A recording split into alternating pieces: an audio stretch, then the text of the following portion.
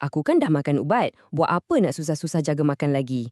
Bunyi macam logik kan? Tapi hari ni kita nak bongkar kenapa fikiran macam ni sebenarnya bukan saja salah, malah ia mungkin punca utama kenapa rawatan anda tu macam tak menjadi.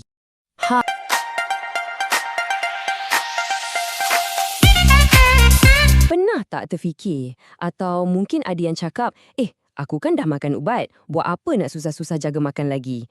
Bunyi macam logik kan? Tapi hari ni kita nak bongkar kenapa fikiran macam ni sebenarnya bukan saja salah, malah ia mungkin punca utama kenapa rawatan anda tu macam tak menjadi.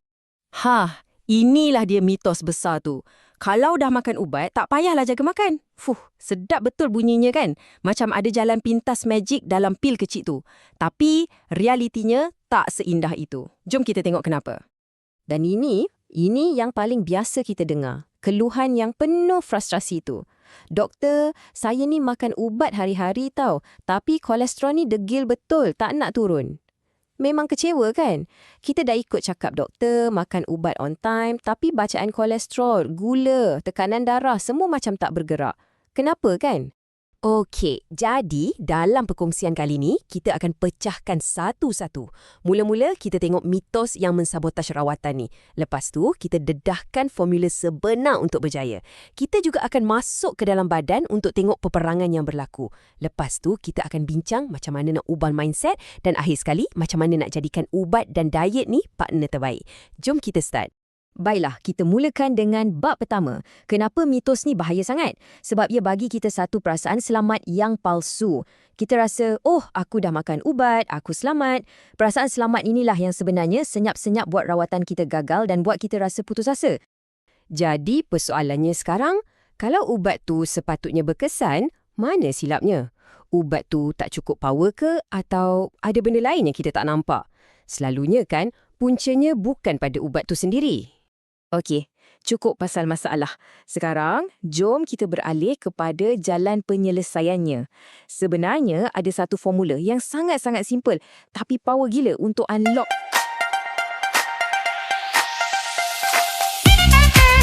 potensi sebenar rawatan anda. Dan hakikatnya, formula dia mudah je. Inilah intipati perkongsian kita hari ni. Ubat campur dengan diet, barulah dapat hasil yang terbaik. Kata kunci kat sini ialah campur atau dan, bukannya atau. Nah, tengok beza dia.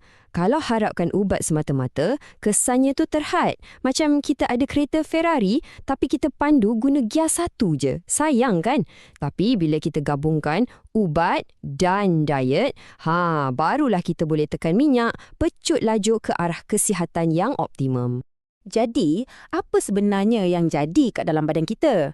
Jom kita jadi saintis kejap, kita selami sikit apa yang berlaku kat dalam tu untuk faham macam mana makanan yang kita makan tu boleh bergaduh dengan ubat yang kita ambil. Okey, kita ambil contoh paling popular, ubat kolesterol, statin. Bayangkan ubat ni macam seorang pengurus kilang yang sangat efisien. Kerja dia masuk dalam hati kita, cari suis utama yang hasilkan kolesterol dan dia slow downkan suis tu. Bijak kan? Tapi, apa jadi bila kita masih lagi sedap makan kari pekat bersantan atau ayam goreng rangup tu? Makanan-makanan ni dia bertindak macam ada orang hantar order baru yang urgent ke kilang tu. Dia bagi signal kat hati, produce lagi banyak kolesterol, cepat. Jadi nampak tak? Ubat tengah penat-penat nak perlahankan kilang, tapi makanan kita pula duk menjerit suruh lajukan lagi production. Analogi paling senang nak faham, bayangkan kita dalam bot yang bocor. Ubat kita tu ibarat baldi. Kita sibuk cedok air keluar. Tapi, pemakanan kita yang tak jaga tu, itulah lubang kat bot yang buat air tak henti-henti masuk. Jadi, ubat kita tu bukan tak berkesan. Dia tengah buat kerja. Tapi dalam masa yang sama, kita sendiri yang sabotaj usaha dia. Logik yang sama kita boleh pakai untuk kencing manis. Ubat macam metformin, contohnya, dia macam pembantu yang bagus. Tolong badan kita guna insulin dengan lebih baik dan kurangkan gula yang dihasilkan oleh hati. Tapi, setiap kali kita minum teh tarik kau atau makan kuih manis,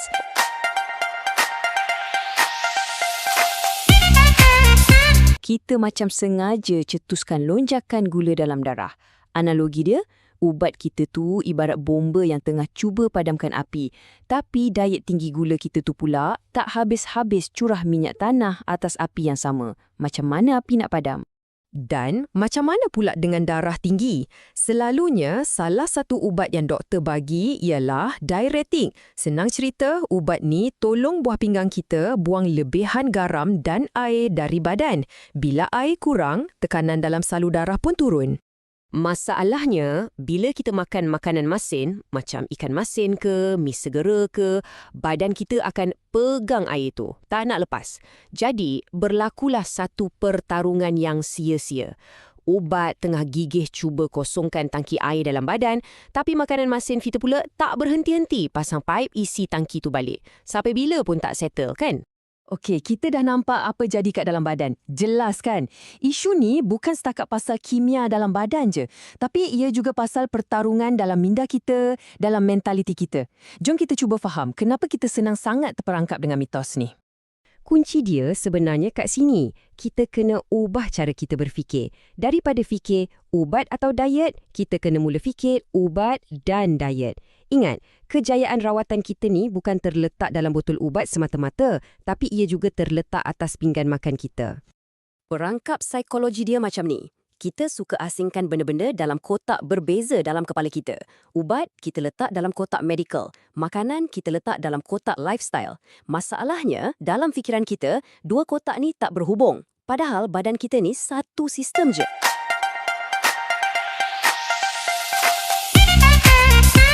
Apa yang masuk dalam mulut akan efek ubat yang kita makan. Jadi, untuk kita akhiri perbincangan ni, jom kita tukar cara kita pandang hubungan antara ubat dan diet.